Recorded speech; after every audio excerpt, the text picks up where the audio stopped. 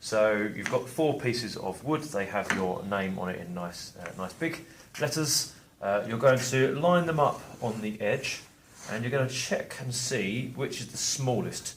In my case, the smallest one is this one here. So we're going to mark this one up. Okay, put these to one side for now. What you're going to do is with your smallest one, you're going to make a little mark. Now that mark has got to be allowing for an overlap. So with a nice sharp pencil, I'm just going to make a little tiny mark here. And then we're going to use a tri-square. And we're going to come into this position here, underneath it. We're going to allow about 3 millimetres. So what the mark you're making, actually, you go and check the steel rule, it should be around about 24-25 millimetres is fine. You're then going to take the tri-square and you're going to continue this line all the way around. So we're going to put the tri-square up against it, the brass stock, the fat part of the tri-square there, flat up against a piece of wood. Move it with your thumb up until your pencil sits on that mark, and then transfer the line across. And then you're going to chase it around this way as well, and you're going to chase it here. If you've been keeping the stock flat against the wood, then these 2 lines are going to join up. Okay, you're going to do that on the other side as well. So whatever you have here, let's say 20, mine says 23.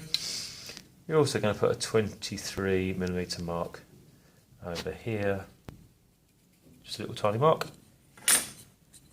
And now you're going to chase that around with the tri-square in the same way. I do have a very small knot here, but I'm not going to need to saw into it, so that is not a problem. Our next stage is to mark our finger. So we're going to start off doing the fingers. Our successful, this is a frame here. What we're trying to avoid is to have too many big gaps and have to put too many pieces of wood in to make it stick together again at the end. Particularly trying to avoid massive gaps like so. What we're trying to get is a finger made, which is this part here with the finger. Okay, that is our first job. We're going to use a marking gauge for this, like we did last year, and we're going to make a mark 14 millimetres from the outside in. Now I could put that on 14, but it kind of flaps around the place and it's difficult to hold if you're in the air. What I'm going to do is take the ruler to the middle, pick any kind of whole number like 170 and get that lined up. I'm going to count backwards, 10, 11, 12, 13, 14. Say this out loud and then you won't go wrong. And the same from the other side. I'm just going to move that so I can start on 130. I'm going to count back 14. So 10, 11, 12, 13, 14. Okay, we're then going to take a marking gauge. I'm going to loosen the wheel very slightly, so it's still got a bit of tension on it, and we're going to move it so when it's flat against the stock, our scribe is right on the 14 millimetres mark when we're holding it tighten. Double check that we're on the same mark.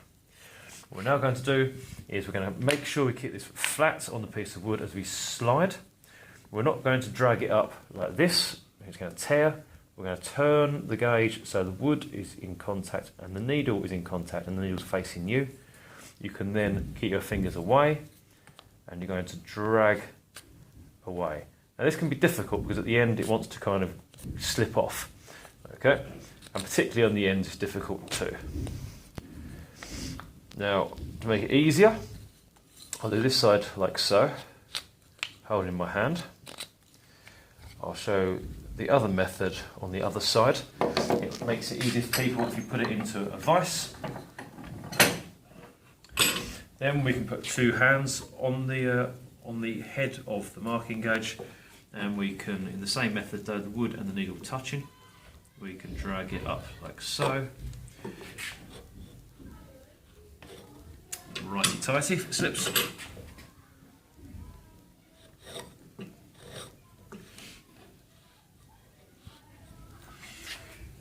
down here as well. Now at this stage, this is a very, very difficult tool to use. First time, it's very easy to slip. The needle can follow the grain of the wood, not go straight. So what we're going to do is we're going to take our check-in finger template jig, and we're going to put this in place, and we're going to check that the distances that you've marked, the width of the finger is correct on both sides. The depth won't be the same because your piece of wood will be smaller than the finger jig, but the width, sorry, will be accurate.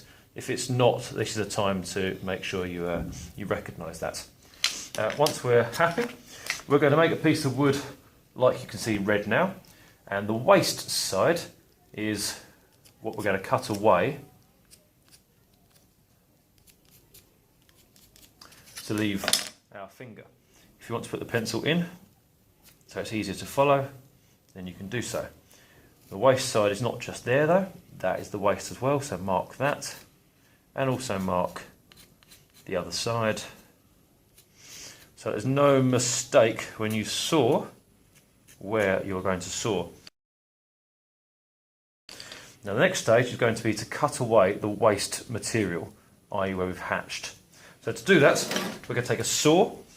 We're not going to use a rip saw, and that's for ripping through lengthwise through pieces of wood. It wedges out the grain as it goes. Not very accurate though, it's got a bendy blade. We're not going to use a coping saw, we'll use that later, that does curvy lines. And we're going to use a hacksaw, because that is for metals and plastics.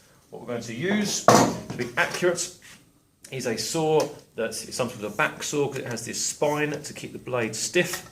It's called a tenon saw, and we're going to use this like we did last year.